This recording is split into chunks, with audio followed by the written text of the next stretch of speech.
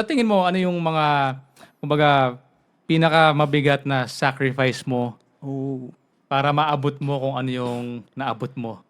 Siguro unang-unang sinacrifice ko yung diploma ko. Kasi hindi ko na nagamit yung diploma ko eh. Nung nagsimula ako, content creator talaga ako. Yun talaga yung goal ko, tsaka yung dream ko maging content creator. Practicality, tsaka reality ng buhay. Kailangan mo talaga ng pera dito para mabuhay eh. Yun talaga yung reality. So since wala pa naman akong kinikita dun sa content ko, so parang sinantabi ko muna siya tapos nag-focus ako dito sa business para gumawa ng pera. So yun, di sa sacrifice pero sinantabi ko muna siya. Tapos siguro may tinatawag kasi akong monk mode. So yung sa monk mode na yun, yun yung routine ko na talagang mag-stick lang ako sa routine ko para sa makuha ko yung certain goal ko. So pag nagma-monk mode ako, yung mga bagay na sinasacrifice ko is ayun, inom. Kasi dati parang may nagpa-party ako. Siyempre, Pero ngayon bata pa, sacrifice yun. kalakasan eh. Sacrifice talaga yun. Watch the full episode on YouTube.